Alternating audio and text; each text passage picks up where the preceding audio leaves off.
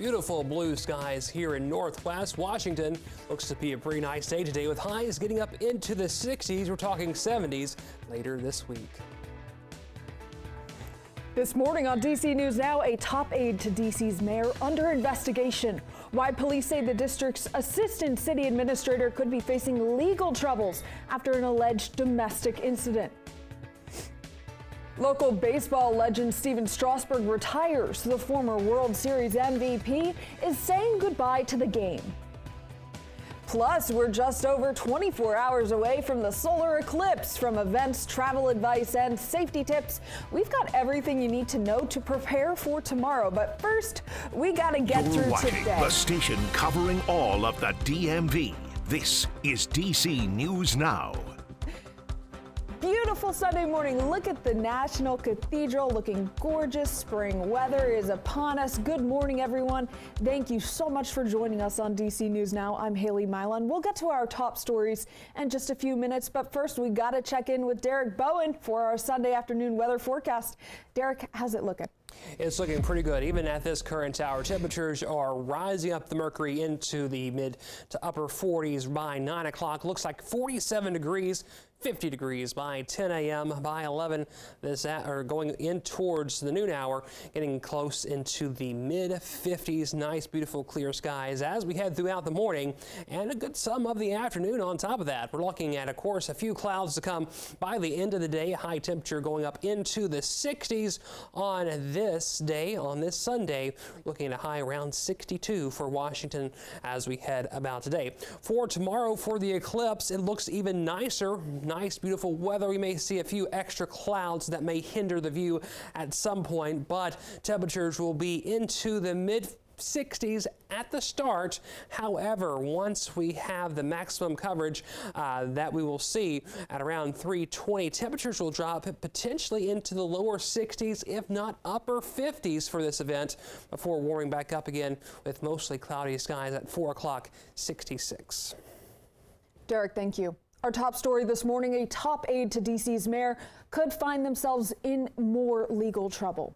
Assistant City Administrator Chris Rodriguez is now accused of violating a protection order filed by his ex-wife. She says he allegedly entered her home. She described concerning statements he made. All of this comes just months after he was charged for a domestic violence incident. Now, those charges were eventually dropped. DC News Now's Dave Laval asked the mayor about this very issue after a community event last night. Just wanted to see if there's any sort of statement from you regarding what happened with Chris Rodriguez. No. Mayor Muriel Bowser responding to new allegations involving her assistant city administrator. The ex-wife of Chris Rodriguez filed a civil protection order against him April 1st. According to court documents, Rodriguez's ex-wife claims he forced his way into her home in Northwest March 29th. She also claims he entered her bedroom, started shouting and cursing, and refused to leave until police were called. She also claims Rodriguez later called and threatened to take the couple's son and keep their 2 daughters who were at his apartment at the time. Police said Rodriguez's actions at the home violated an existing temporary protection order, as she now seeks a harsher one. Bowser nominated Rodriguez last year to become the lead technology officer for the district. She eventually withdrew his nomination following pressure from the D.C. City Council, as previous abuse allegations surfaced involving his now ex-wife. Police arrested Rodriguez, but those charges were later dropped. Rodriguez hasn't responded to our request about the latest allegations, and neither did council members who we reached out to earlier. Rodriguez has a hearing regarding the civil protective order tomorrow morning. Well, the campaign for Senate candidate Henderson says the staffer called police, and he says campaign promotional items like signs were thrown into the trash. Some personal items appeared rifled through, and a notebook with sensitive information about the campaign was reportedly taken. They did take a notebook, and that notebook contained some very sensitive information about our field operation for the Montgomery County and Western Maryland area. We're all really shaken up. You know, we never thought something like this would happen, but this will not deter us from our May 14th primary.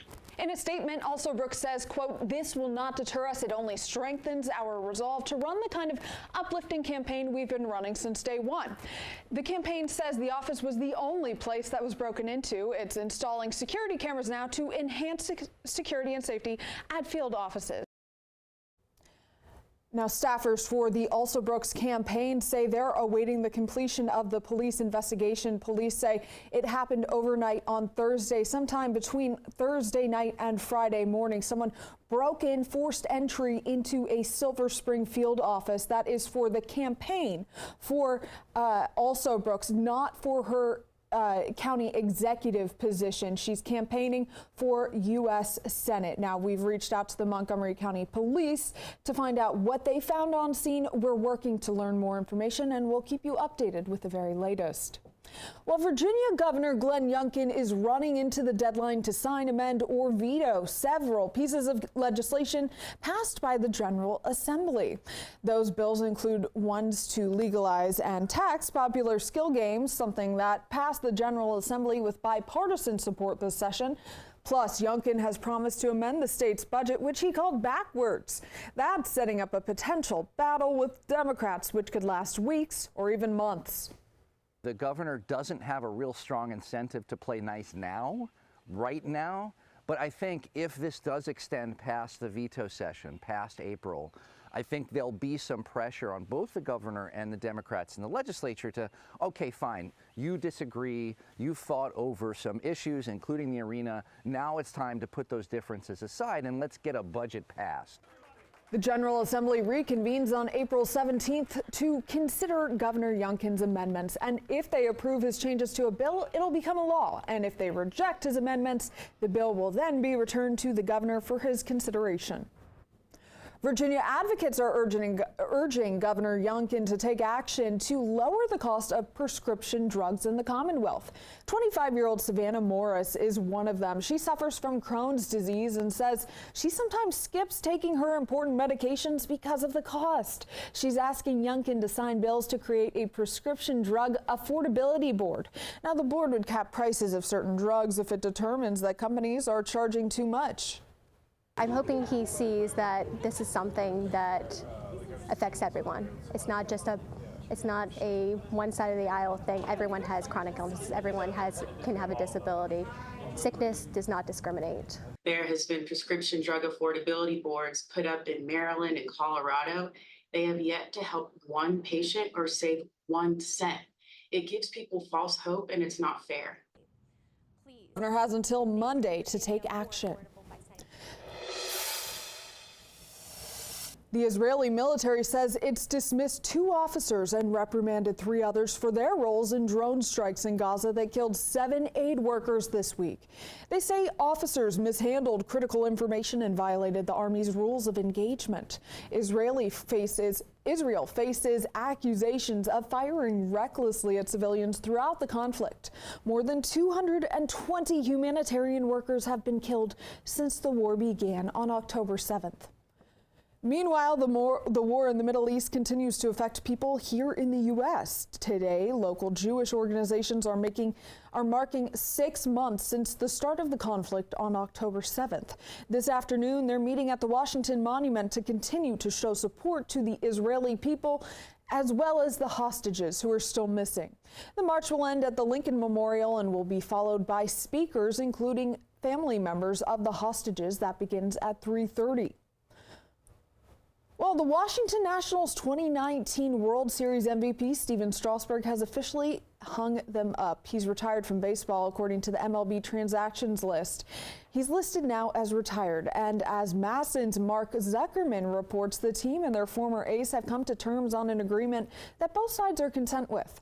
Strasburg hasn't pitched for the Nats since 2022 after he experienced complications from a surgery. Strasburg and the team had plans to formally announce the retirement last fall, but according to multiple reports, His agent and the team couldn't agree on financial terms of his guaranteed contract, and the retirement ceremony was canceled at the last minute. Strasburg spent his entire career with the Nationals. He was their first overall draft pick in 2009 and was named to 3 All-Star teams. There's been no formal announcement by the organization. Well, if spring break travelers thought that the Ronald Reagan Washington National Airport seemed crowded last month, they were correct. TSA officers say they screened 41,377 people on Friday, March 22nd. That's the second busiest day ever at security checkpoints. They also screened over 41,000 the previous day, which was March 21st. That was the 4th busiest day at the checkpoints. Well, we're just one day away from Monday's total solar eclipse. A partial solar eclipse will be visible here in the DMV. As White House correspondent Maddie Biertempel reports, the National Air and Space Museum and NASA are gearing up to celebrate. There's an eclipse party planned for your nation's capital, hosted by NASA and the Smithsonian Air and Space Museum. Marielle O'Brien is an astronomy educator at the Smithsonian. She's been studying the skies for more than 2 decades. It's a really nice situation where a large swath of the U.S. is going to be able to view a total eclipse. At the Solar Eclipse Festival on the National Mall Monday, visitors will be able to view Washington, D.C.'s partial eclipse at about 3:20 p.m. when 87% of the sun will be covered. It's actually the result of what we call a cosmic coincidence. It'll be really impressive to see kind of like Cookie Monster taking a bite out of the sun. Anita Day with NASA says an eclipse happens when the Earth, Moon, and Sun all line up. Total solar eclipses happen about every 18 months, but often over oceans or deserts where no one can see it. That's what makes this one special for viewers in the U.S. The moon is about 400 times smaller than the sun, but the sun is about 400 times further away than the moon, so they appear to be roughly the same size in the sky. O'Brien says more than 31 million people live in the path of totality. That's where the sun will be completely covered for a few minutes. Even if you don't live in the path of totality, you're still in for a show. It should be spectacular. But Day says don't stare directly at the sun. Make sure to wear eclipse glasses, which you can get at some libraries, museums, or online. Those are thousands of times darker. The next time a total solar eclipse will be viewable in the U.S. will be in 20 years. In Washington, I'm Maddie Biertempel. And the weather should be nice for that event. Temperatures this morning are into the 30s and 40s at this current hour. We're looking at highs today to bounce up into the 50s and 60s. Much warmer today than yesterday, mainly just due to the fact that we don't have all the cloud cover about as we head into this Sunday. Temperatures will warm on up quite a bit as we head about today. As we head into the solar eclipse, it begins at around 2:04 here in Washington, and at the max it will be at around 3:20 and ending just after the 4 o'clock hour. Temperatures will drop quite a bit during the event. All in all, we could see those temperatures dropping into the upper 50s, lower 60s.